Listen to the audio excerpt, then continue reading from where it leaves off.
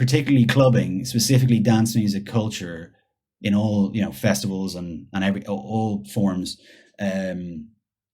contributes a huge amount of money to the British economy, but also is literally one of the few things that this island is the undisputed king of. And we're on. Welcome everybody to another episode of the Last Week Liquid podcast. Today I have the pleasure of sitting down with Cian, better known as Zero T. To most of you out there, this man will need absolutely no introductions. With a career spanning over 2 decades now, and with releases on the likes of Metalheadz, Integral, The North Quarter, and many more, Cian is one of the scene's most accomplished and recognized DJs and producers. You can catch his latest release, Hurt Inside and Sonic Bionic, out now on Dispatch Recordings. Cian, welcome to the show. How are you doing? Good. Thanks for having me. Did I pronounce Cian all right? Because I saw there was some debate on Twitter. Well, yeah, as the son of an Irish woman, I should hope you know how to pronounce it properly. And yeah, you have. So, yeah. No, it was tongue in cheek, but it's just a thing that keeps happening. Yeah. I thought Cian was I didn't know it was like that Irish. I thought it would be well spread in the UK as well.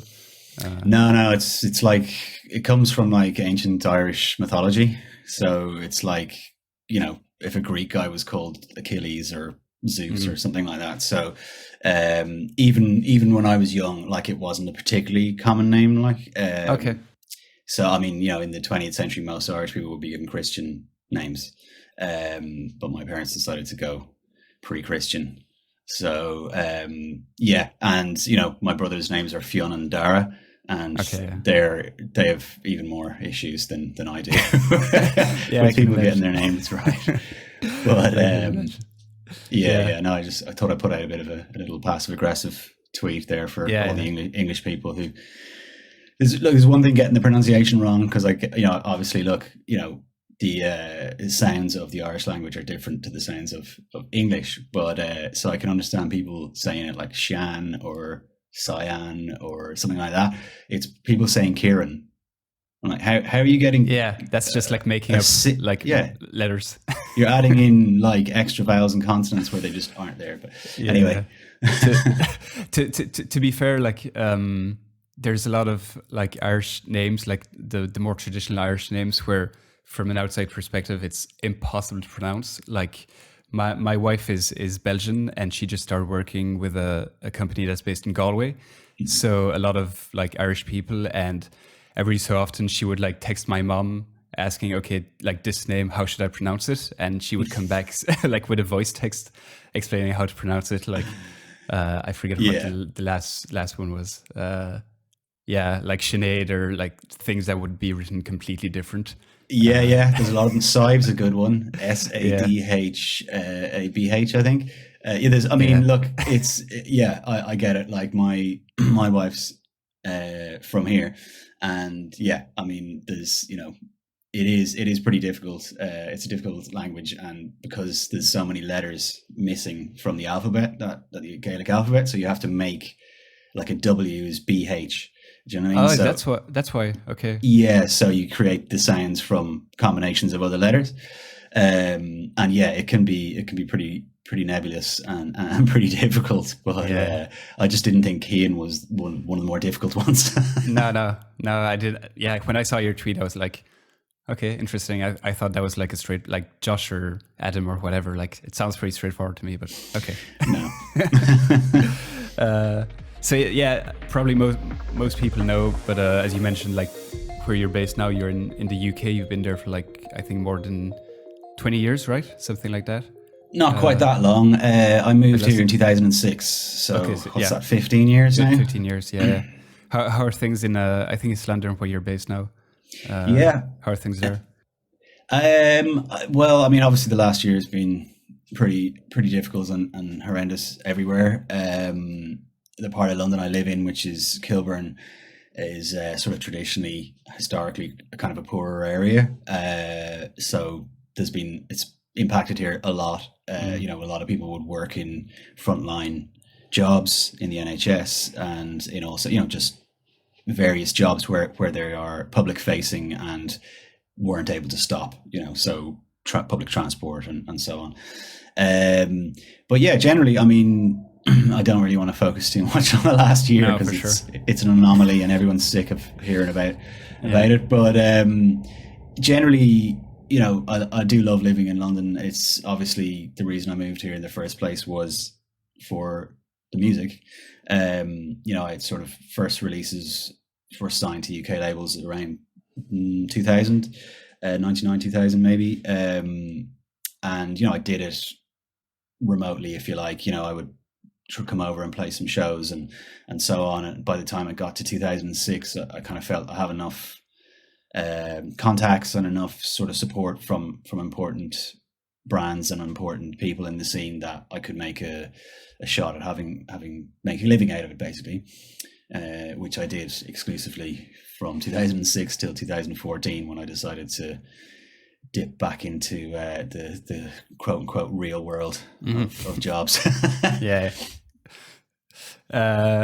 So that's interesting. That's one topic I wanted to dig into because I was living in Hong Kong for the last 2 years, living in Belgium previously where I grew up, and then moved to Hong Kong for 2 years, and that was like leaving home and family and friends. That was like a big step for me and my wife and setting ourselves abroad. So just wondering like how much you remember that time when you decided to like leave Ireland, move to London. Like, was that a huge step? Was it just across the river, so to speak? Like, how did you feel?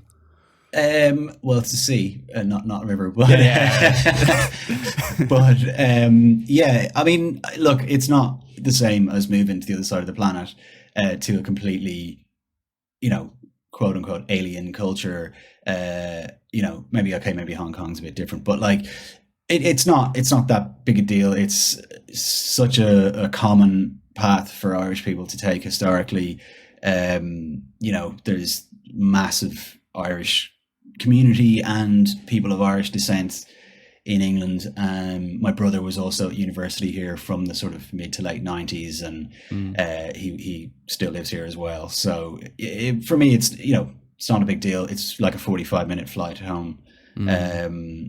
It's really not that big a deal. And also because I had my brother here, but also I had 5-6 year long friendships and working relationships with a huge range of people in the drum and bass scene. So it didn't feel like I was landing in some foreign place where I was just, I have to start everything again. It's more, I just sort of like, okay, now I can do this full time and properly, and I can go, hang out at Fabio's Club every Wednesday and every recordings night every Thursday and so on and so on. And so for me, it had been something, obviously, getting into drum and bass and jungle in the 90s, it was music from almost exclusively from London and Bristol, I guess. So, it's the epicenter, it's the mecca of drum and bass. So it kind of, felt like the obvious move. I'd also been DJing in Ireland since I was 18, all around the country, sort of every drum and bass night that existed in Ireland. And, it was sort of like, I've reached the ceiling of that, the next step is to jump into the big ocean with all the big boys and see if you can swim. So, so it wasn't, for me, it wasn't a big range, it's not a big deal. It's not far away. And, as much as Irish people and the English are sort of historical adversaries, look, we have far, far more in common culturally than we do have differences. So, it really wasn't a big deal. I didn't have to learn another language or any of that stuff. So it wasn't difficult. Yeah, no, for sure. And so I'm curious, like when you decided to make that move to the UK, and you were saying like you had kind of reached the ceiling in Ireland. What was the like drum and bass scene in like Dublin? I guess that would have been the main spot in Ireland back in those days. Was it like really limited? Like, was it really? What was it like? Not really. I mean, it was, so in the 90s, like dance music in Ireland was massive. It was the dominant form of any nightlife, really. all kinds, largely sort of techno and house and stuff would have been far more prevalent and more popular. But there was clubs on all the time. And drum and bass, it sort of took a while to take a foothold. But by sort of 96, there was two major promoters getting over big names from the UK every month in the city. And that sort of is what the, if you like, local scene was built around. Bassbin being one of them. The other one was called Quadraphonic, and they used to do their nights in the U2's hotel nightclub called the Kitchen, which was probably the most prestigious venue in the city at the time. And they would generally get Andy C and Goldie and Fabio and Groove Rider, but we'd get Ed Rush and Optical and Photech and Digital and God, the list goes on. But we would generally go for the sort of either DJs or the guys we loved or girls we loved to come over. You know what I mean? The guys who sort of were either making or playing the sound that we all really loved. And then the other guys would do the big sort of more commercial names, if you like, or the more well-known names and stuff. But between the two of them, then by the late 90s, we all sort of were starting to try and make tunes as well ourselves. And we obviously knew a few people now because we've been having them over as promoters, and you get to know them and picking them up from the airport, all that sort of stuff. So once we started making tunes, myself and Beta 2 were really lucky that we just randomly went to see a Reinforced Records night. So it was actually supposed to be 4 Hero and Stretch, but it ended up the 4 Hero had to cancel, so Digital and Stretch came over instead. And we knew Digital a little bit, or Bassbin knew Digital a little bit. Anyway, we just ended up kind of bringing them back to an after party, and Beta 2's girlfriend at the time sort of started, blowing our trumpet proverbially and saying, "Oh, my boyfriend and his mate are making drum and bass," and we were like, "Don't say that." Don't say that. Like, buddy, shut up. But the guys were really cool. The Reinforced guys were like, "All right, we'll come to the hotel tomorrow before we leave at lunchtime and bring us a CD of your tunes." Oh, wow. And so we did that. And then a few days later, Mark Mack from 4 Hero rang up and signed a couple of them. And then that blossomed into sort of our debut EP, which at the same time, Bassbin's first release was also coming out. And I had a hand in the first sort of five or six Bassbin releases. And yeah, how it is it still is if you're a new artist and one of the sort of really respected brands or labels in the scene puts out your first release, suddenly all the other labels are like, "Oh, okay." And they come calling for music and stuff. So that was a huge slice of good luck and fortune, and really was transformative in the whole thing. But going back to the Dublin sort of Irish scene, so by the sort of turn of the century, sort of 2000, it was really popular and really strong, like to the point where we combined with a bunch of other promoters who were sort of like-minded in other music. So like guys who did sort of deep Detroit techno, some deep house guys, some like new school breaks guys, and various other things. And we basically took over a venue, like a what used to be a horrible cheesy nightclub in Temple Bar in the center of Dublin, but was lying empty basically for a long time. And we sort of, I didn't personally, but the guys who ran Bassbin, Rohan being the boss, he, along with the other sort of label heads, if you like, went to this place and we're like, "Look, we can take over this venue every 7 nights a week." And so we did that, and we installed, Mondays was, I think, gay night, Tuesdays was like breakbeat, Wednesdays was hip hop, Thursdays was whatever, like, do you know what I mean? Drum and bass was Fridays, techno was Saturdays, and house was Sundays. Oh, nice. And for about 3 years, it was called Switch, was the name of the venue. And for about 3 years, that place was ran every Friday, pretty much every Friday night, with just us playing, no guests. Very rarely we'd get Fierce or Marky or Bailey or the occasional person over, but generally speaking, it was all just us, and we were able to fill like a 300-400 person venue every Friday for years on end. And then things changed a bit. In the early 2000s, Ireland was the first country in, I think, the world, but definitely in Europe, to bring in a smoking ban. Okay. I think I read that somewhere, yeah. The impact of smoking on, yeah. I think it was 2003. And that combined with another thing that happened at the time. So one of the main difficulties with doing nightlife in Ireland is the licensing laws. Everything must shut by 3 a.m. Last orders by 2:30. And bars traditionally sort of 11 to midnight. So that's really just a 3-hour window of time where people, maybe the more casual clubber, not the hardcore music fan, will be able to go somewhere else and keep partying for 3 more hours. It's not a lot of time, makes it difficult to convince casual people to come into the clubs. But what happened at that same time as the smoking ban, so early 2000s, was the alcohol lobby in Ireland, which is extremely powerful, Guinness and all that.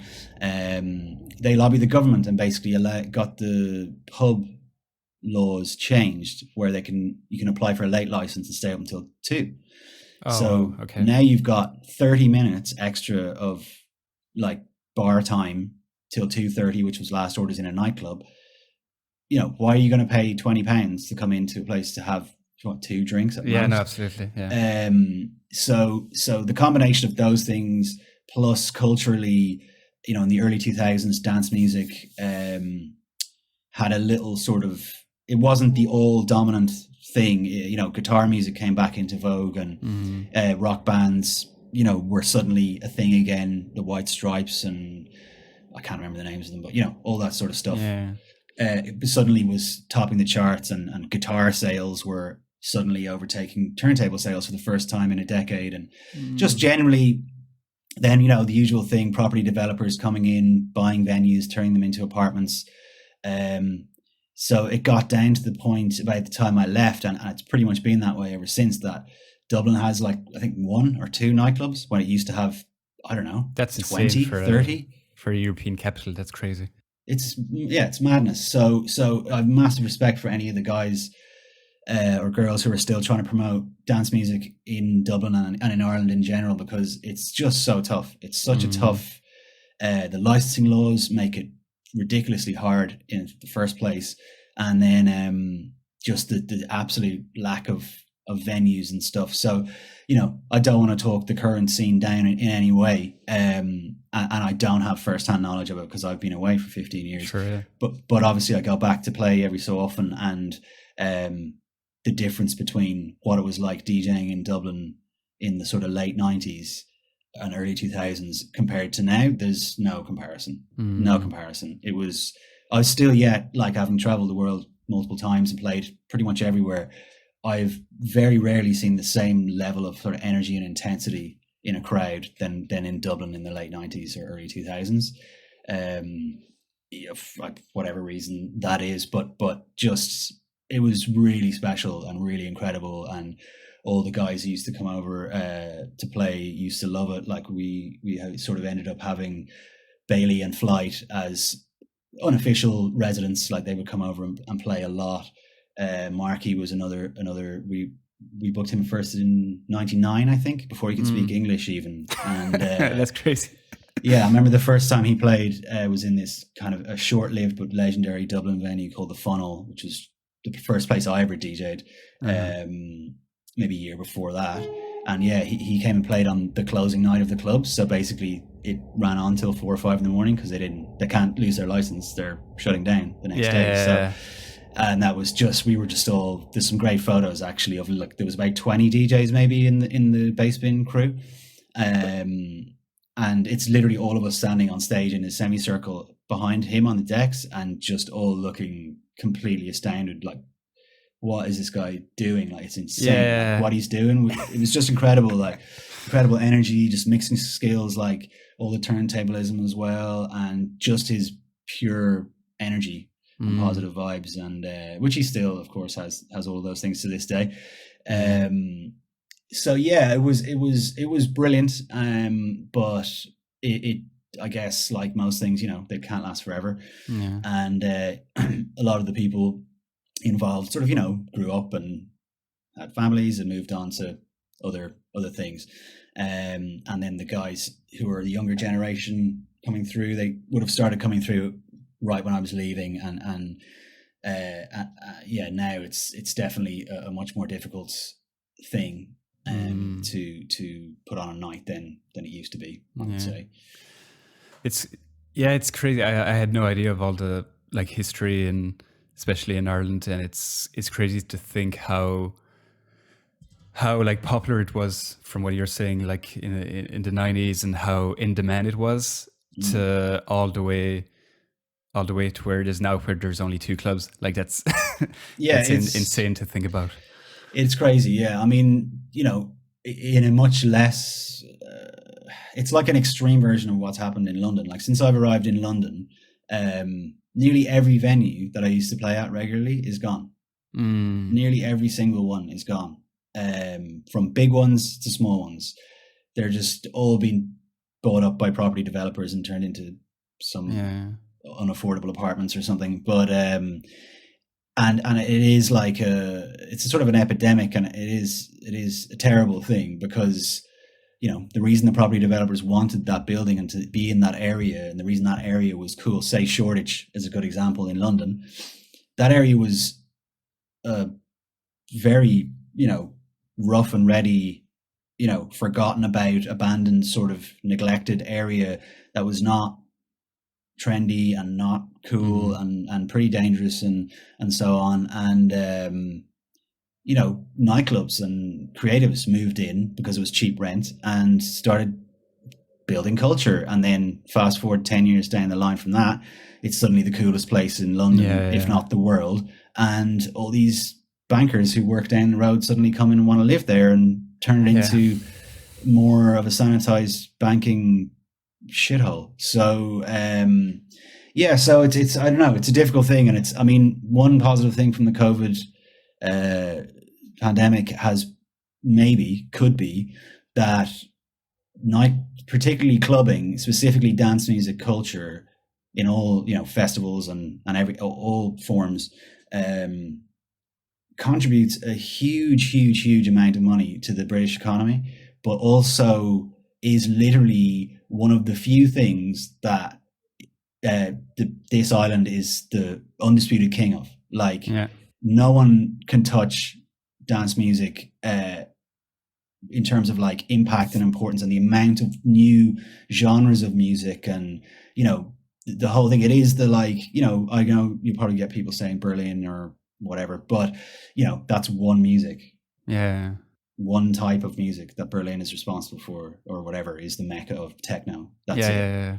London, you've got England, you've got like I would argue like drum and bass music dubstep, in general. I'd argue like just absolutely. Like, if you want to go back to the Beatles, let's talk about the Beatles. I mean, in general, like the proportion of like the size of the UK and population versus the musical output of all genres is like unparalleled.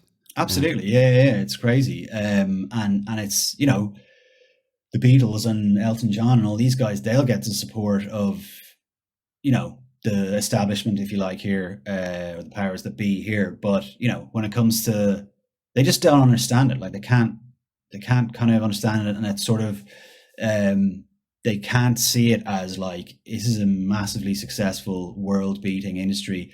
British government are always going on about world-beating this and world-beating that, when none of that is true in the context they're talking about it.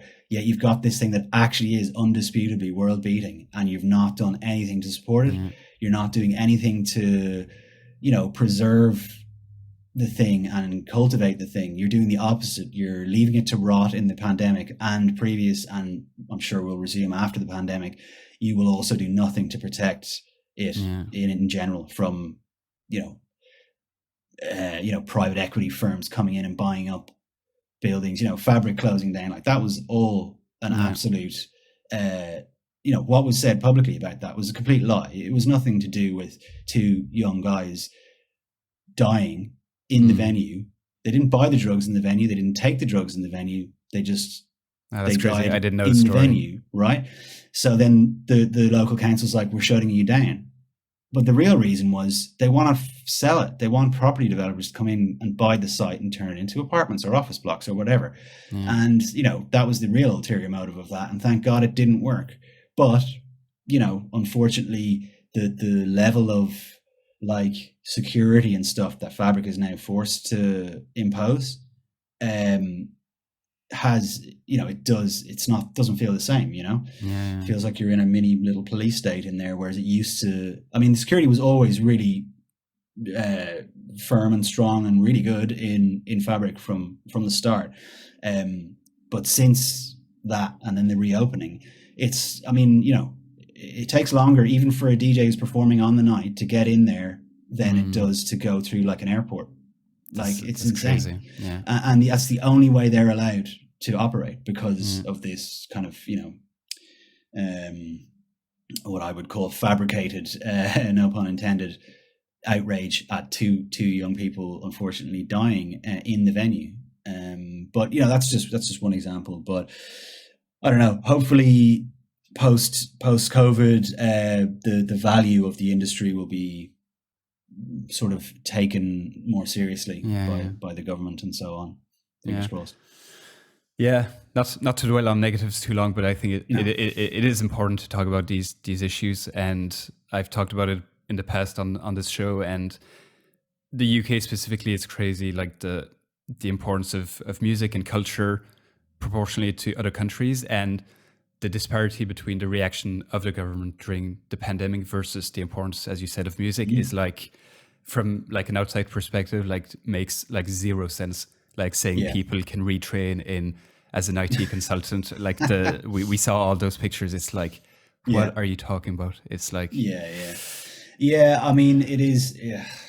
Look, let's not talk too much about the political context of Britain in the last 4 years, because that will be the rest of this hour. And it won't be fun. No, but maybe looking forward to like, because things do look optimistic if we look at in the broad sense now with like vaccinations and announcements for this summer. Like, we still need to see exactly how that will materialize, but it's looking optimistic in terms of live events and festivals, etc. What's your like feeling towards like the coming months, and like, do you think there's going to be a rush towards like live events because people need it? Are you cautiously optimistic? How you're feeling? Look, that's one of the it is undeniable that the UK is way ahead of anywhere else in Europe in terms of vaccinations, and that potentially at least opens a sort of a window back to normality. But look, personally, I don't know. I don't rely on music anymore for my main income. So I haven't been affected in the same way that someone who was doing it full time or has only ever done this for 30 years was. So I don't feel the same sort of urgency and pressure to jump back into things. That's not to say I don't miss it terribly. I hate not traveling and, spending a year of writing music that you haven't played to anybody is weird and alien and difficult. But I'm still able to, have the optimism and like looking forward to when it comes back, and when it comes back fully with no social distancing and any of that stuff, it's going to be amazing. It's going to be incredible. Every club, every festival, everything is just going to be, the energy and the release of people is going to be something to behold, and something really special, and hopefully that can be harnessed in some positive ways to maybe change how the music industry is operated here or everywhere, basically. But particularly here, I don't want to get too excited, because I personally think that the dates they've said won't really they might not be able to keep to them in terms of June 21st. Apparently everything's on again, but That I'm sounds not very sure. soon. That does sound very soon. I mean, the thing is, I think within the next few months, I think it's by September that every adult in the UK is supposed to have been vaccinated. Um, but that's not counting variants and all that sort of stuff, and who knows. But yeah, I mean, generally, look, my reason for living is playing music to people, Mhm. whether it's my own or other people's, and I'll never not want to do that. I'll never not be hungry for that feeling Yeah. there, because it's very, very few feelings that can top making a whole room go nuts. You know what I mean? So it's Yeah. yeah, I am desperate for it, and particularly the traveling. Like, I was about to, literally in the airport, checked in, about to step on a plane to Colombia in March last year, and Yeah. my agent called and just like, don't get on the plane, Oh, that's crazy. because when you get there, you'll get quarantined for 2 weeks at your own expense, and the show won't be happening, and so on. And that was heartbreaking. South America is the only place I haven't been to. Yeah. So Tell me about that. What was it? A festival or like? yeah, it was a sort of a reggae and drum and bass festival in Bogota, and it was myself, Nympho, Kyrist, and General Levy. You know who he is. He is a MC. He made like a big classic crossover jungle hit in the 90s that sort of got in the charts over here and stuff. So yeah, it was the four of us traveling, and I presume they had other people coming in from other parts of the world as well. And yeah, we just were like, oh God, so desperate to go, but I'm glad I didn't, because I would have just spent 2 weeks in a Colombian hotel and then come straight back, which would have been, I think, even worse than not playing it at all. That was a great job from your promoter or a manager, the agent, to warn yeah, you, the your agents. agent. Yeah. It was a good catch, all right. I mean, it was right at that time when it was like, places were starting to shut down and borders were starting to close and all that sort of stuff. And yeah, it was heartbreaking, though, I have to say. It was really heartbreaking. I've been trying to get to South America for 20 years, and I was in the airport and I had to turn around. So hopefully that can happen again. It's interesting. From like, I would have always imagined that as a DJ touring the world, or even like a just businessman, like traveling the world, like travel would be like one of the most like stressful and one of the big constraints of the job, like constantly being on flights and moving around. But from what you're saying, it's like the part you enjoy most. I find that interesting. No, let me clarify that. Okay. I hate airports. I hate traveling. I certainly don't like not sleeping and all that. I mean, I hate the actual act of having to get to the other place. Okay. It's being in the other place that I love, and tasting all the cultures of the world, and one of the great things about traveling in this way, where you're not actually a tourist, you're actually working somewhere, is you're always with local people. You're never a tourist. You're always with the local people, the promoters, and you get a completely different experience of a place than you would if you just booked a flight and booked a hotel and just went over there on your own, or whatever, on a holiday, and tried to just check the place out, and that gives you a completely different appreciation of anywhere, really, because obviously they'll know what is worth seeing, what isn't worth seeing, it's completely different, all that stuff, and they can actually tell you stuff and teach you about their culture and about their place. So that's what I miss, really. And I've not been in one place this long. I can't honestly, probably ever in my life. Yeah, I mean, I traveled all through my childhood with my father's job a lot. So traveling was sort of always just part of my life experience from as far as I can remember back. Like, I was in Iraq when I was 3. Like, I was in Israel and Lebanon, or was it? When I was 6, and Malaysia when I was 10, China when I was 12. All these different places. I had no idea. So for me and my dad, continues to, but spent his whole life traveling around the world. doing his thing. So for me, it felt, it's like this is natural, and this is what you should do if you're lucky enough to get to do it, basically. Yeah.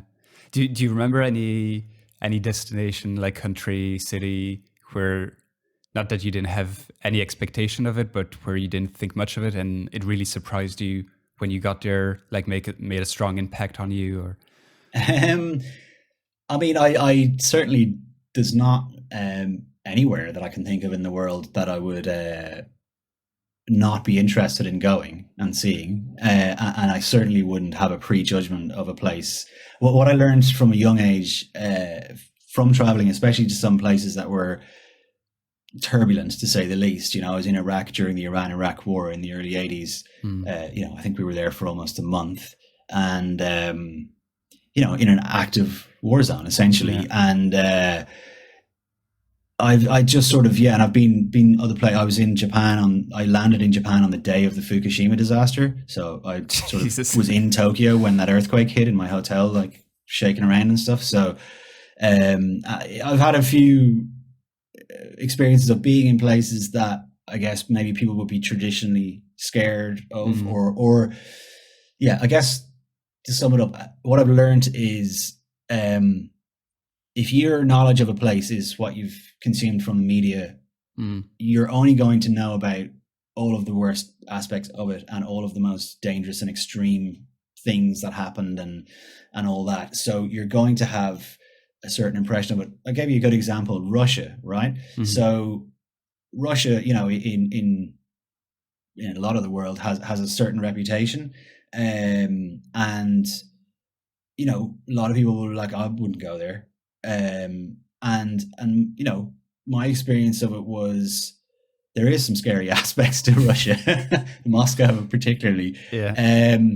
But generally speaking, I personally was never in any danger, and obviously I'm with local crew, and they all know what's what. So I don't know. I just always found that you should only judge a place by talking to somebody who lives there and who knows it really well, never by what you read in the newspaper or some catastrophe that happened or some horrible stuff that's going on, because that's not going to be representative of day-to-day life in that place.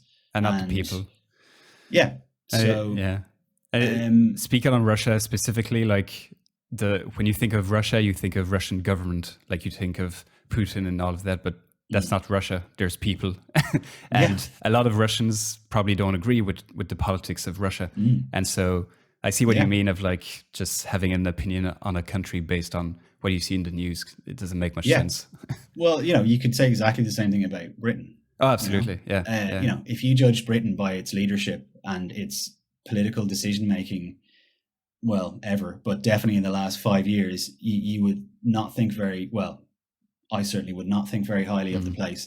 But a nation isn't its government and isn't its sort of geopolitical activity. It's the people that make up the place. And one thing I have learned from traveling the world is every culture, we're all the same. Like everybody is essentially the same. Everybody laughs, everybody cries, everybody shits, everybody bleeds, everybody dies. All the same. Like most things are universal. All the nuances and differences are recent, as in they're human civilization, cultural idiosyncrasies, but they're not. Ultimately, we're all the same animal. We all have the same motivations. And we all love the same things. And even when you don't have a language, you can't share languages to someone, you can communicate with them. You can easily bond with somebody through common things. Music is a great one. Drum and bass. Music, food, all these things are universal, and it's easy. I think it's easy to find common ground with anybody, really. Yeah, I love that. That's really inspiring. Yeah, it's definitely something I found, like living in Hong Kong, traveling around the world, we often have a lot more in common than we think.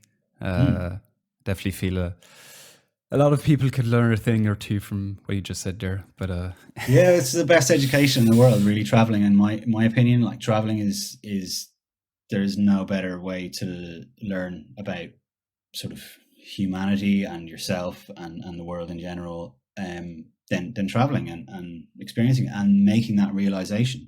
You know, you go to the places and you're told, or you're fed all this difference, you're fed all this information about how different it is and how it's not as good as this, and it's, you know, or such and such. And, you know, you get there and you're like, everyone's the same. Like, everyone has the same motivations. Do you know what I mean? Everyone loves their parents and, you know, wants the best for their family, and, you know, all it's just all the same stuff. Like, you know, we're all motivated by love and fear and all the same sort of inputs. So, and for me, I think traveling as a really small child, and especially being in places where you are the visible minority, so like China or the Middle East, and it's places where you stick out like a sore thumb, and, you know, you'll have little kids looking at you like you're an alien and pointing fingers, and, you know, all of that stuff. Like, that experience is really important, and it's vital, and that should be,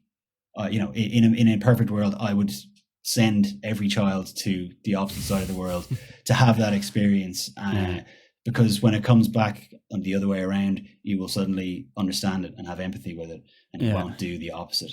Basically, you won't do the same thing to another person who's a visible minority in your community. So I think that for me is one of the best things about traveling, is just like, just the, you know, universality, but also getting to maybe experience some of the things that other people will experience in your homeland, and it just gives you which is a natural way to empathize, basically. It gives you a perspective you'd never have otherwise. Like, it's impossible to. It's like learning a language, or like the best thing is always to move to the country, live there, and just soak in the culture, and you get another perspective you wouldn't get otherwise. Sure. I'm curious. This might be a stretch, but like, did your interest in like music and different types of music and all of that spark from like traveling across the world, experiencing different cultures, or is that too much of a stretch? No, I wouldn't say that. I mean, the main reason I would say for my love of music is from my parents, more specifically my dad. My mum plays piano and stuff, but my dad was a big collector of jazz and classical music, and they lived in the 70s. They lived in America in the mid 70s for a couple of years, and one of my brothers was actually born there, and, you know, they would go and see the jazz greats, and he has a big, amazing jazz vinyl collection, which I've now sort of inherited, even though he's still alive. I commandeered it, and under the promise that I'll digitize it all, and I think I've done about 10% of it in the last 20 years, so which he gives me a hard time about all the time. But yeah, it was really being in a household that it wasn't just music, it was just like all of creative arts was like a huge. Both my parents are doctors, but they're both very into the arts in general, and you know, we were constantly dragged around art galleries and taken to music. And my dad played guitar and sang in a folk band, and my mum played piano, and and there was just always music in the house. One of my older brothers, then, he's a talented musician. He started playing guitar, then switched to drums, and it was just sort of like, it was just like they pumped culture into us from birth, basically. So it's not a surprise that I think all three of us are in creative jobs basically now. So do you remember when you were a kid, like those art galleries and musicals, whatever? Do you remember like enjoying it? Because as a kid, like going to a museum is okay. It was like torture. It was absolutely like, oh god, another museum, like really. Of course, like no kid wants to be dragged around a museum for 3 hours and all that, but I'm so glad they did, like, because you can't replace that, and it is absolutely fundamental to the person I am today. So definitely doing stuff that's good for your kids that they don't like is necessary and important. I've talked about it in the past that I learned piano when I was a kid, and there were definitely phases where I really didn't enjoy it, like going to classes and practicing at home and scales and all of that. And when I look back on it now, it enabled me so much different things, like picking up the guitar really easily and having basic knowledge of theory and producing music. All of that wouldn't be possible if they didn't force me to some extent to stick with it. Absolutely, yeah. I was the same. Like my mum had, all of us had piano lessons, and I did. I think was it like preliminary grades, like, you know, when I was about 7 or 8 or something, before grade 1, whatever those preliminary ones. I think there's 2 preliminary ones, which I did, and I sort of got to about 10 years old, and yeah, like you say, it just felt like this is just more boring crap I have to learn. And you know, scales aren't fun, and what I do wish is that I'd been taught how to play a piano by a jazz pianist. That would have been good, and learned to play stuff that sounded cool, rather than learn how to play Moonlight Sonata or Furlies or something like that, you know. And much to my own self-loathing, I quit, you know, at about 10. I was just like, I'm not doing this anymore. And you know, I was getting into other things, sports and stuff, so I stopped, and I really wish I hadn't, because I would love to be able to play properly. Like, I can play chords and stuff, but I would love to be able to perform live, play a full song on the piano, and read music properly and all that sort of stuff, which I cannot do. So it's never too late. Yeah, it's not, but yeah, I mean, learning something when you're my age and learning something when you're 7 is for sure different. So do you remember when you actually started like picking up records and being interested in actually like DJing? Was that like a straight line from piano and music, or was there a gap? Not really, no.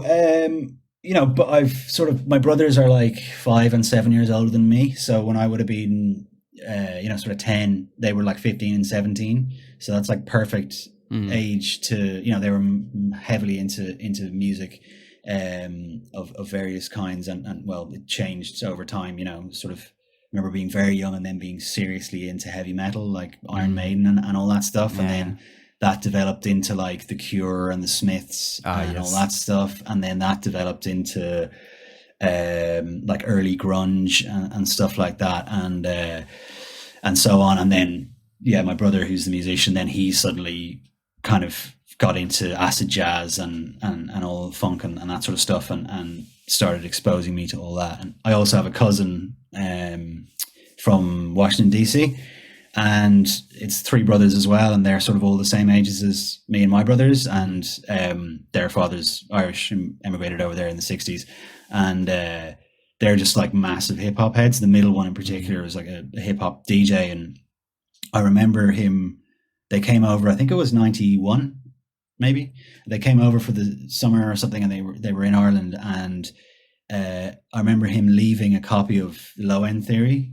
by Tribe Called Quest, the CD in my house, and I never listened to it. I didn't look at it for years, and then I think maybe when I was about 12, so maybe like a good year or 2 later after that, I suddenly checked it out, and I was like, oh, right, okay, what is that? And then, you know, fast forward to, I guess, maybe 94, 95, I'm maybe 14, 15 years old, and one of my friends in my sort of friendship group was a little bit older, and he DJ'd, and he had decks, and he would sort of play a bit of everything. He played jungle, but he would also play like house and techno and just generally in the 90s, you know, all that sort of you know, super popular dance music like Orbital and The Orb and Left Field and Chemical Brothers and all that. He was sort of a, you know, multi-genre kind of bedroom DJ, I guess. And I just remember him playing, pretty sure it was a Dillinger track, Amen, with Amen breaks in it. And I was just like, what is that? And I just was like, make me a tape of just all of that for an hour. And that was me basically. And then he was upgrading to Technics turntables, and I bought his old turntables. I didn't like instantly go, I definitely want to be a DJ and I definitely want to do that. I just really liked the music, and I started actually buying sort of CD compilation albums and stuff before I ever bought decks. And then I think it was Christmas or something, and he was like, I'm getting 1210s. So I was just like, okay, well, like I'll buy your old setup, which was horrific and bad. But I bought that, and then just started buying records. I think one of my first record shopping days, I bought Metalhead's, I think 4 and Metalhead's 5. I think that's J Magic, you were saying, and Dillinger, The Angels Fell. So I think I bought those 2 on my first outing, and yeah, just like really quickly sort of got heavily into it, and was spending all my time and money in record shops, and bunking off school because I'd know when the promos landed, at 11 a.m. on a Thursday. So I'd leave school, go down there in my school uniform, trying to get the like 1 or 2 copies of a promo of something really hot tune, even though I had nowhere to play it. I didn't even have a radio or nothing. I was just a kid. And then, I just sort of got really into it. I got to know some of the guys who were obviously much older than me at that time, who were running the record shops and the pirate radio stations and the nightclubs and stuff. And just sort of got given a shot on a radio show by Rohan, the bass bin founder. And he was like, oh, okay, you're pretty good. So then booked me to play support for Ed Rush in 1998. So I just turned 18 and I just started university, and then fast forward a year or so on from that, and we had our first track signed. So it all happened like really quickly and sort of quite naturally and organically, and a lot of lucky sort of moments that sort of changed the direction of my life, I guess. Yeah, but it's funny because you mentioned luck a few times there. But there's that famous quote that, like, what is it? Luck is when preparation meets opportunity. And so it's not like things just happen to you. It's like obviously you were working hard and connecting with a lot of people, and then things happen. Like absolutely. Like, you do make your own luck. I do believe that. But I don't think there's any harm in being sort of thankful for sure. Fortunate circumstances that you were able to take advantage of.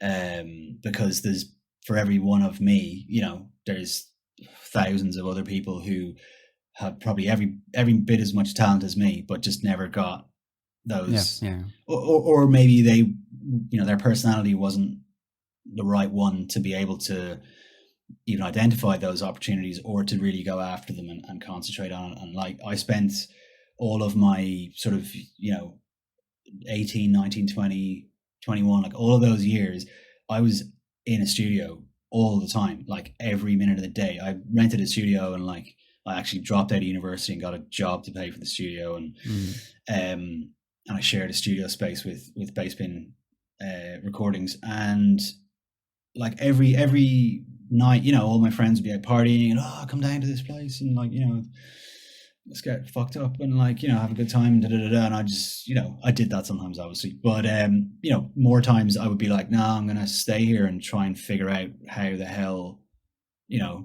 such and such made this break sound like that. Well, this is the thing, is we were doing this in complete isolation. We had no one to ask any questions, whether they be technical or creative or whatever. It's not like nowadays where you can go, okay, I'm going to go buy a laptop for 200 quid, download a load of illegal software, spend a day on YouTube watching all the best producers in drum and bass telling you exactly how to do everything. And then by the end of the next day, you've made a tune. Like, this was, you're talking like weeks and weeks and weeks and weeks just to try and make one song. Like, no recall. So every time you leave the studio, if somebody else is coming in after you, you've lost all of your settings. You can never get them back. Even if you used to photograph the mixing desk and the compressors and everything. But even still, even if you reset everything, for some reason, it wouldn't sound the same. No, never sounds exactly the same. So that meant then that if you're writing a tune, you're going in and you might not come out for like 32 hours because you have to get it finished. Like, you have to have a recording at the end of it, or you're going to lose that vibe, basically. So that in itself created a urgency and a sort of a jeopardy to it that just isn't there now, where it's just like, you can just piss about, and I can open some project I started 12 years ago and it's exactly as I left it. Like, all the settings, everything's exactly the same as long as I have the right plugins installed and stuff. But so it was very difficult to try and figure all this stuff out, and not having the advantage of, say, someone a Londoner who was in the same position, who you can go and start hanging out and getting to know people who already know how to do this thing and learn from them. We didn't have that. Like, we just had to literally trial and error everything and figure stuff out on the fly, which was extremely painful and difficult to experience. But we managed to do it well enough that we got tracks signed to the labels of our heroes. So yeah, and in a way, there's another phrase. What is it like? Nothing easy was ever worth having, or something along those lines. Yeah. Like, and that it was really hard fought and cost an absolute fortune. Like, to put a studio together, it would be 3 or 4 of us pooling all of the money we could possibly scrape together just to buy the most basics of equipment.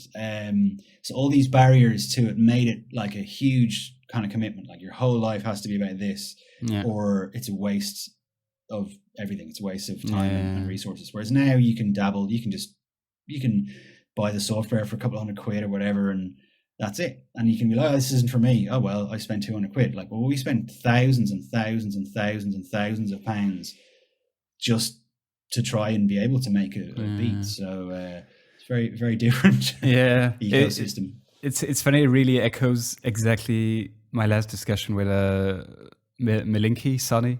And he said pretty much the same thing. He's been like in the game, so to speak, for a long time, and he said like learning to DJ and learning to produce was like really hard for him. Like, by his own admission, he said he was like not a natural, but you add all the barriers that you talk about and no YouTube and not know all of that, made it really, really hard for him to like learn. But he also said it made it so much more valuable when he achieved certain milestones. And like as you said, like the effort he put into it makes it all that more rewarding. Absolutely, so do you think there's like something lost like today with that? I mean, yes, I do. I think in some ways the fact that there is no barrier to entry, there's literally anybody now could, feasibly, if they have a laptop or a computer in their house, they can download software, probably find it for free, download a load of plugins, troll YouTube for a bunch of tutorials, literally like apps copy the exact settings in the tutorials and so on, and you're making something that sounds pretty passable like within a week. Whereas it would take you that long just to figure out how to turn on one of these machines, let alone like do anything with it. So I mean, like, I don't want to sound like an old fart complaining, oh, our kids these days have it so easy, and it was so tough for us back then.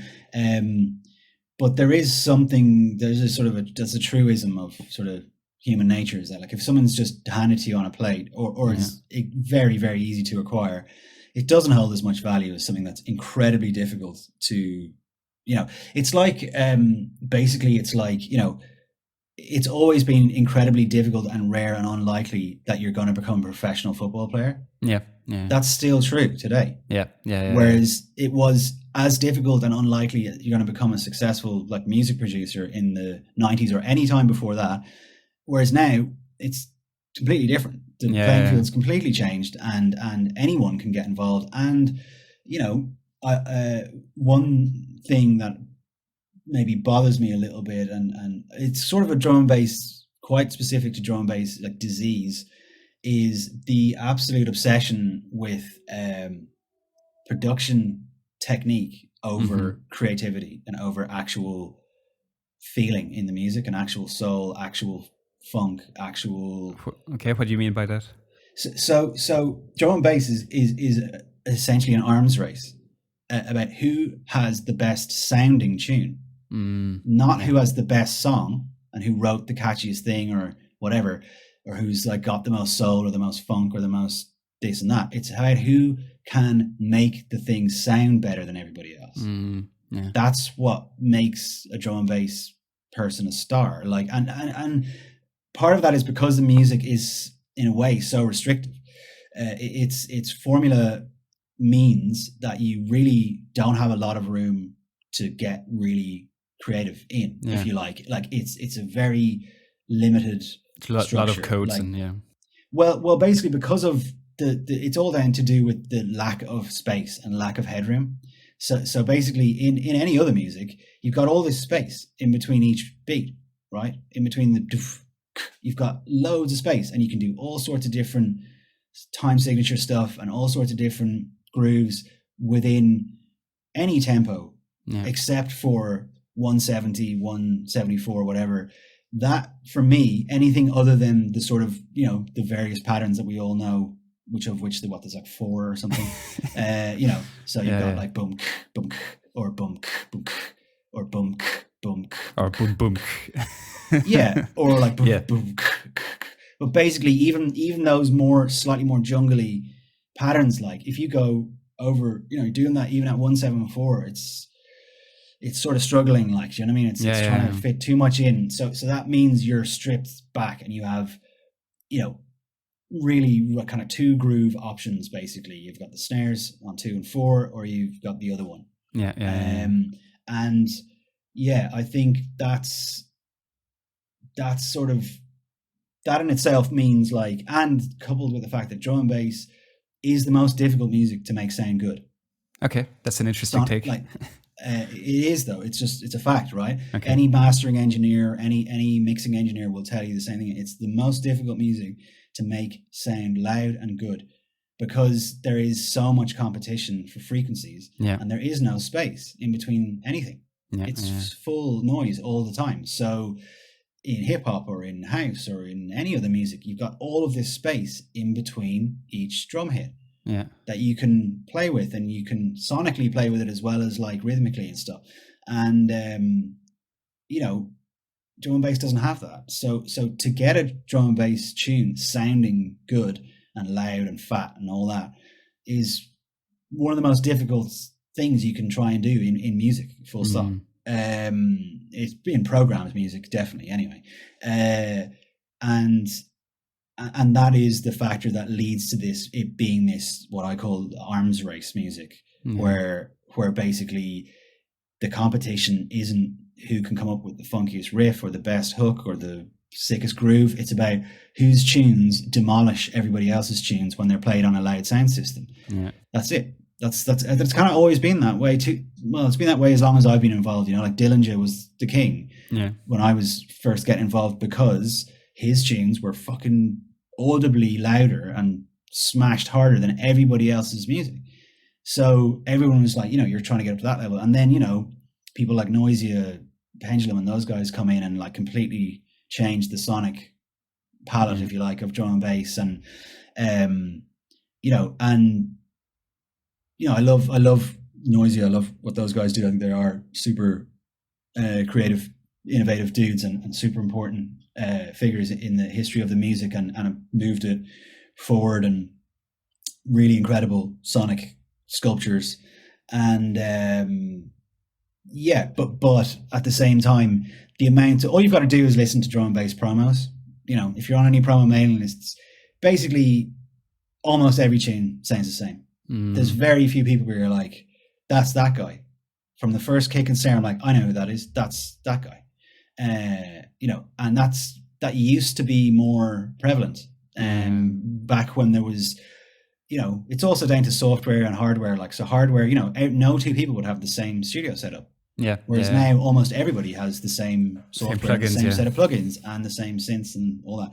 So back in the day, all the permutations of, one guy might use EMU samplers with a Behringer mixing desk. Another guy might use an Akai sampler with a Mackie mixing desk. And then you've got all the other outboard bits of equipment as well that can all be varying and different. And all of that combines to give a unique sound to that person. That's why a Photech record from the 90s sounds like nobody else, and a Dillinger record sounds like nobody else, and a Doc Scott record sounds, and so on. And I think a little bit of that is lost with software, and just the very fact that you're exporting a file. You're not recording a signal. You're exporting a digital file. That's a fundamentally different process from recording a signal into a recording device. That's just completely different thing, and the result is different. And I'm not saying I want to go back to the old way or anything like that, and I'm also not saying there isn't loads of innovation and creativity and really sick drum and bass that gets made, and all those things are still true. But I do miss the sort of the absolute individuality of how it used to be when it was all hardware setups. Yeah, totally. I mean, like, obviously technology enables a lot of new things, but that doesn't mean we can't complain to some extent, like about what's lost. And but it's true. I mean, look, there's ups and downs, positives and negatives of both eras. There is also this kind of constant temptation of, the music of my youth is superior to the music of every other generation. You know what I mean? There's that every generation has that feeling. Like, you know what I mean? The current 30-year-old thinks 2010 dubstep was the pinnacle of, music and can never be beaten, and whereas I would look back to the 90s and go, right, 90s hip hop, jungle, drum and bass, UK garage, all these things appeared in the 90s and haven't been bettered since. And I sort of still stand by that. I mean, there's drum and bass music from, listen to Goldie's album or any Dylan tune from the 90s and like tell me something that's happened since that's better. Like play me something that's better than that, because there isn't much. There isn't much. Just on noise, because you mentioned have you heard the Sleepnet album or EP? I got sent that, I think, recently. Yeah, some far out stuff there. Some really interesting stuff. That's the positive aspect, I think, of like a lot of, as you said, music sounding the same, is that when something is so different and like pushing boundaries, it jumps out even more. And like when I listened to that album, I was like, okay, wow, I haven't really heard anything quite like it before. I thought it was really interesting, and again, it's like super loud. But I mean, like, I agree. There's not I'm not discounting or not like denying the fact that there have been plenty of innovations and important progressions within drum and bass since the 90s. Of course there has, and I don't think this is a specific to drum and bass thing, but what I've noticed is, and it's not specific, I think it's just creativity or music in general. What tends to happen is like most likely someone who's completely isolated from the scene or whatever, makes music at that tempo. It doesn't sound like anything at all you've ever heard before. Comes out, everyone's like, it's amazing. And then suddenly you got 2, 3, 4 years of everybody trying to sound like that.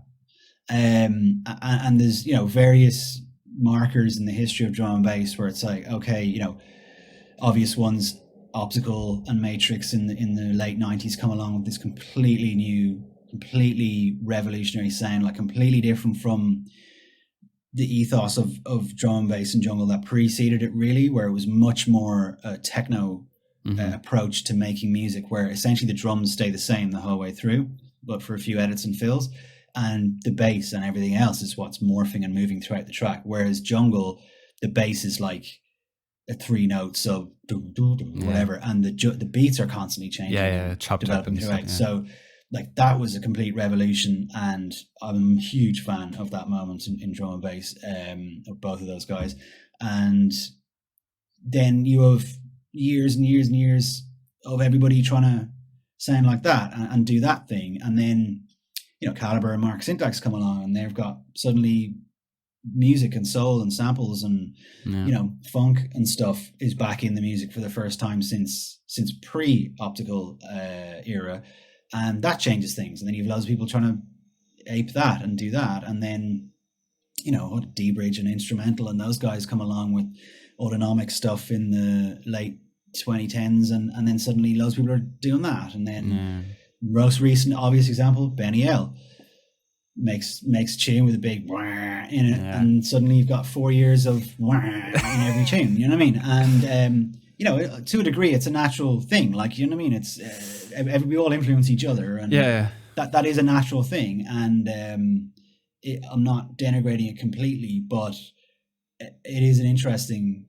thing to observe. Is like, someone genuinely creative or comes along with something that is genuinely different and unique, which either was they were doing because they don't care and they just want to make what they want to make, or maybe they're not even involved in the sort of active scene. They're not going to clubs. They're not hunting this music down. They know the rules of the music, the tempo and stuff, but they're just making something that's their own, and then that becomes popular, and then suddenly that's now a sort of legitimate like style of drum and bass or whatever. So.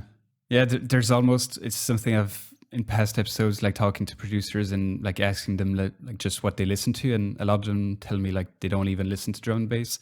I never listen to drum and bass. Okay, so that's interesting. Like there's definitely almost value of like not listening to the genre you make. Otherwise, absolutely. I would recommend that to any person who wants to make any kind of music.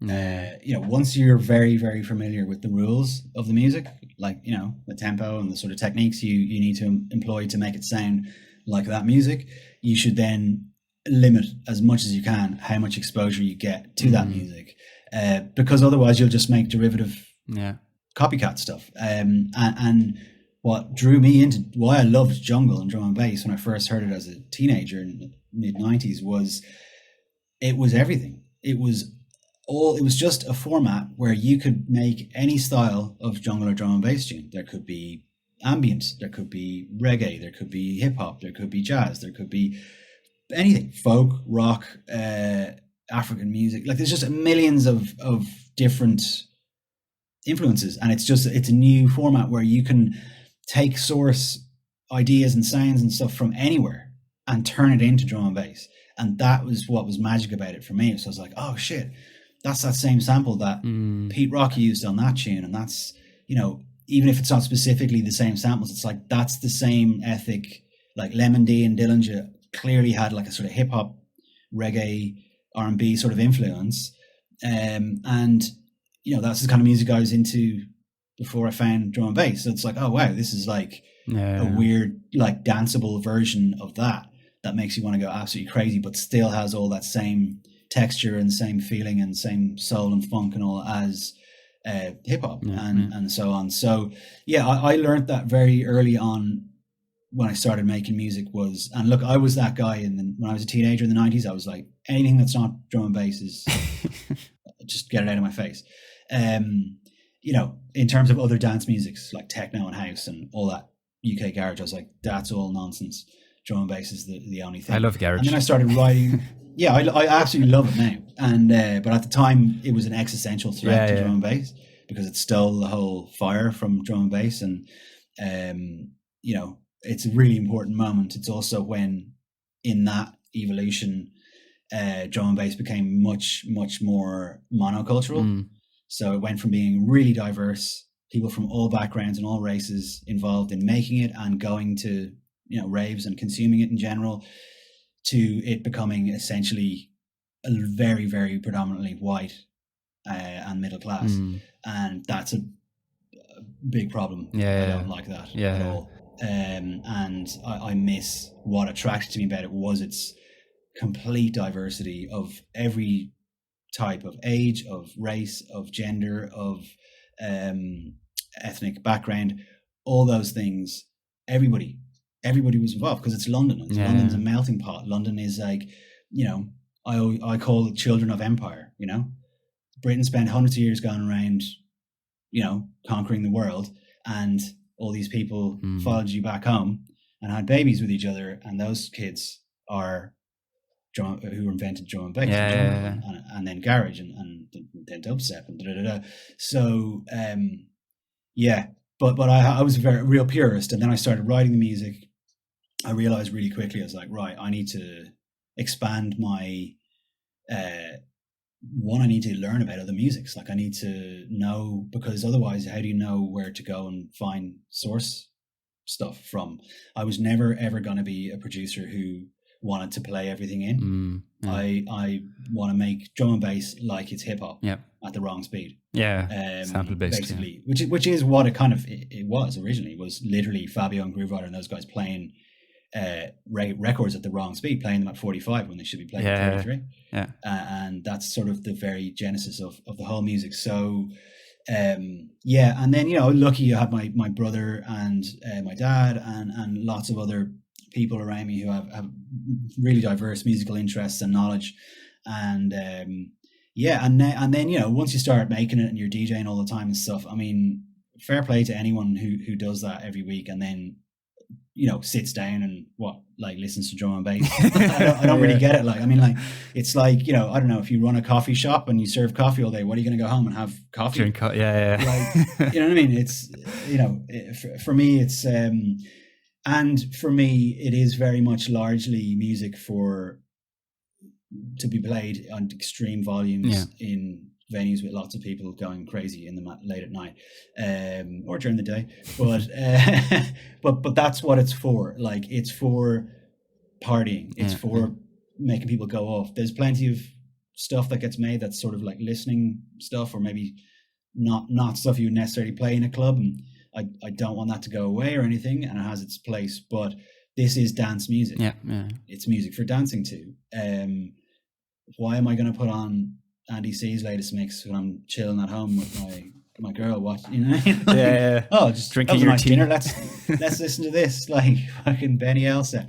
So it's a dual thing for me. It's like, I don't want to be overly influenced by what other people are doing, but also more generally, I won't be bringing anything valuable or new to the table if I'm not casting my net as wide as possible. And I still do it all the time. I'm always trying to learn about new genres of music, and I spend a lot of time digging, like virtual crate digging, basically, looking for the most obscure, unfound sources as I can, which is difficult, obviously, because everyone's got the same tools at their fingertips, and it does make it more difficult. But if you work hard enough at it, there's an endless ocean of music out there that you don't know about. So that's for me, as a sample based producer, that's like the absolute cornerstone of making music to me, is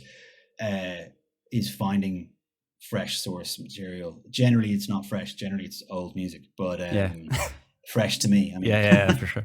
So I imagine you don't use Splice that much. I don't. No, I don't have Splice. I don't really. I have a very stripped down production setup. I used to use Cubase back in the day when I had samplers and stuff, and I decided to stick with Cubase when I switched to everything being in the computer. And I have a very, very old software called SoundForge, which is like a sample editor. Basically, it's just for sort of pre-production, really, on sound. So you record a whole side of a vinyl in there, you could chop it all up into little useful bits, and save them in a folder, rather than dragging an hour of like thing into your project and trying to find bits. So and like, my process has not changed since I sort of first figured it out. It's all, I'm always going to start, not almost always going to start a track with a sample inspiring me. So I will, and it's not always necessarily like, that sounds cool, I just need to loop that and that's drum and bass tune. That can happen, but it's more what happens after a while is you're not hearing what it is, you're hearing what it could become. Okay, yeah. So I can listen to something now. It's great illustration of this is when I first started trying to make tunes, I'm like, okay, I'm going to go to every single person I know and steal their entire CD collection and rip every CD and every record that they have. I'll record all of them and look for, bits of material that's useful that I could turn into instruments or whatever. And I remember it was the first thing I hit was my brother's sort of acid jazz collection of CDs, and I ripped them. And I remember one album, I ripped it and I found like 3 or 4 samples on it, right?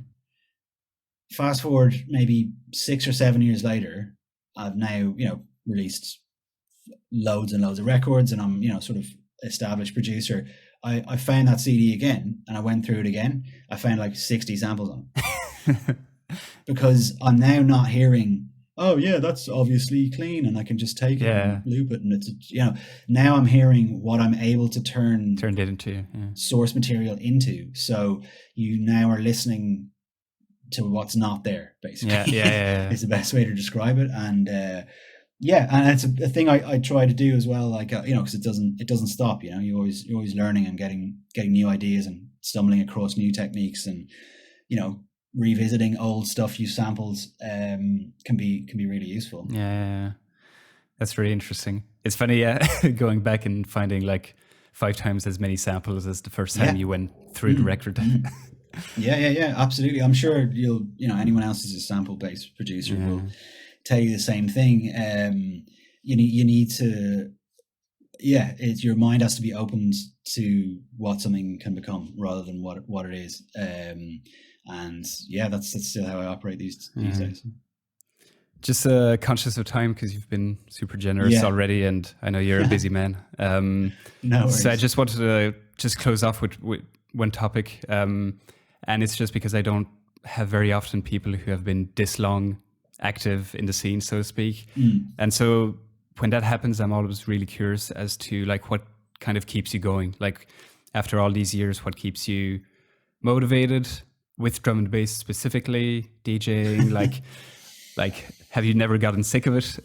to be crude? Geez, yeah, absolutely, yeah. I mean, I think you'll find most people who are like lifers are have a sort of a love-hate thing with it. I'm not hate's a bit strong, but there's been plenty of times over the years where I wouldn't say fallen out of love with it, but where I've definitely sort of like had enough of it and stepped away for a little while.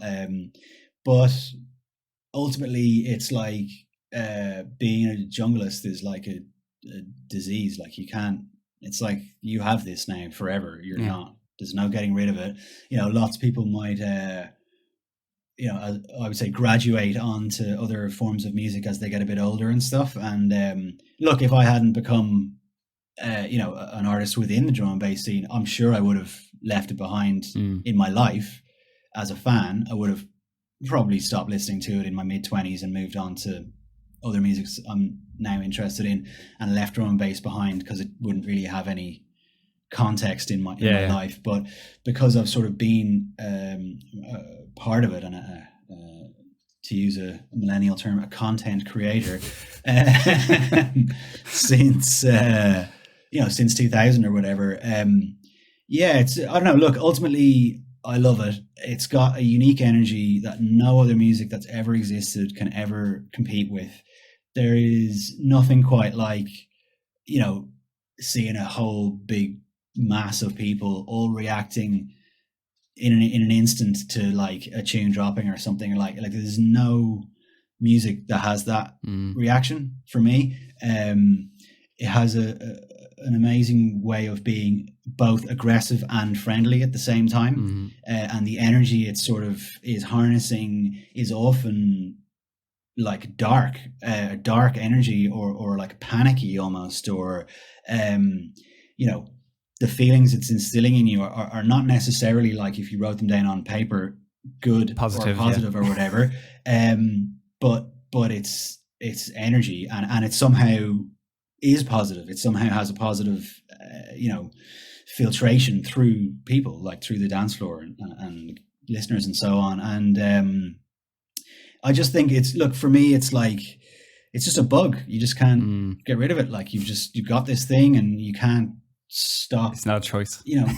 I mean, I've just myself and Beta 2 we're literally just wrapping up an album we've done for Goldie for his other label called Fallen Tree, which is his other label that he started for non-drum and bass. Is that Searchlight or Searchlight? Yeah, okay, yeah. So we're called Searchlight, which is me and him effectively, and we're sort of modeling ourselves, if you like, on Four Hero, who were pretty much invented jungle and drum and bass and stuff, and then moved on to, I don't know what you would call it, cosmic jazz stuff or whatever you want to define it as. We've always loved that. It's always been a huge influence on us. Back at the time when we started, they were in that transition and they were releasing their seminal 2 Pages album, and that was a huge influence on us. And we always said, oh man, we'd love to be able to do that one day, where you're working with live musicians and it's all quote unquote real music, or organic, quote unquote. Yeah, it's just like, I don't mean that as a slight on drum and bass, but I call music that isn't dance music real music.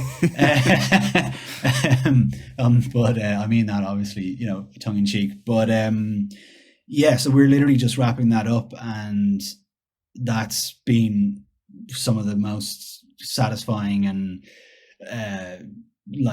rewarding thing I've done basically in music so far. It's just been brilliant, and all of the considerations you have to have when you're trying to make drum and bass tunes that are going to be successful or going to be played by people.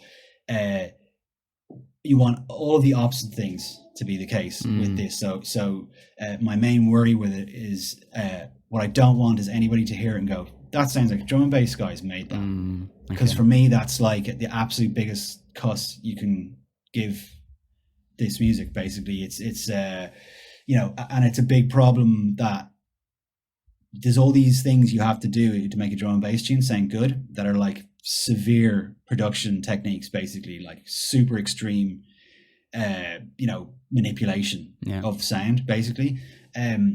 And that just becomes ingrained in you. You're like, well, the snare has to do this, and it has to be this bright, and it has to be this loud, and da da da da. And it becomes ingrained in you. So when you go to make other music, you have to consciously not bring that with you, and it's very difficult. Like unlearn it, basically. Yeah. You have to be super conscious of it and unproduce it rather than overproduce it, which is what drum and bass is essentially, produced to death music. So. For me, the biggest sort of diss would be someone listening to the Searchlight album and going, "Oh, that's really clearly some drum and bass guys who made some other stuff." So I'm pretty confident we've avoided that. Okay. That pitfall, and hopefully we'll be able to start getting some of this music out in the world pretty soon. But the album's definitely going to come out this year. Okay. So we're just literally finishing the last track now, and then it'll be sent off for mastering. So that for me is like super exciting, and it's like I feel like a kid again in some way, because it's like, right, we're a new artist, we're stepping into a scene that we don't have very many contacts in, we have no audience that already knows us or anything like that. So it very much feels like 20 years ago starting out in drum and bass, and we're trying to establish ourselves in that. It's like, okay, now we're trying to establish ourselves in this world of, I guess, jazz, vaguely, and soul and whatever you want to call it, but like, real music played by people, rather than some pale guy in a dark room with a computer, like noodling away on his own. So that's been amazing. But at the same time, I've also made loads of drum and bass in the last year, all of which is signed up, and will be released I guess over the course of the next year, and I really cannot wait to get out there and start playing drum and bass, all this new stuff to crowds again, and it just can't happen soon enough, basically. No, for sure. Definitely looking forward to your new tracks and your new project, definitely as well.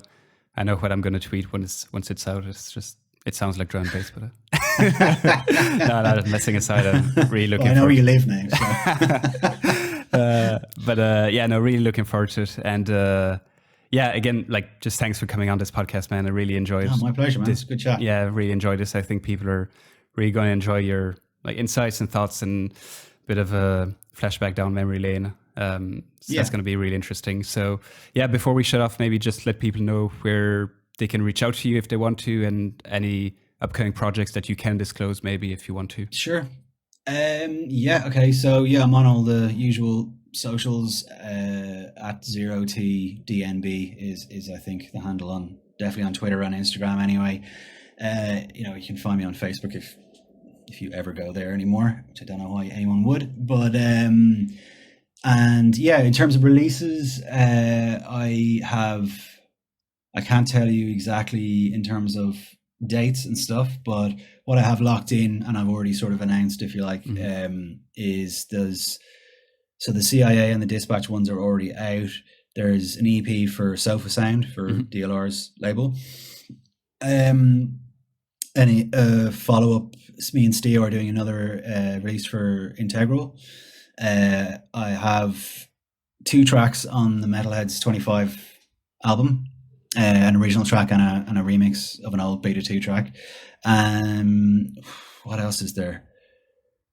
A North Quarter EP. I've finished a North Quarter EP as well. So I have another 6 or 7 track EP, which I'm super, super happy with. I think the last EP was one of my strongest releases ever, maybe, and I think this is better than that. So Okay. I'm really excited about that. And what else is there? Loads of remixes that I couldn't even start going through, but there'll be a regular trickle of stuff, and yeah, just keep an eye on the socials for release dates and so on. Definitely looking forward to that Steo collab, because those are some of my favorite tracks of yours, and North Quarter stuff is always really top-notch releases, so really looking forward to that EP as well. Brilliant. But cool, man. Yeah, again, thanks for your time. Really enjoyed this one. My pleasure. And all the best in London. Yeah, nice one, man. Cheers. Bye-bye.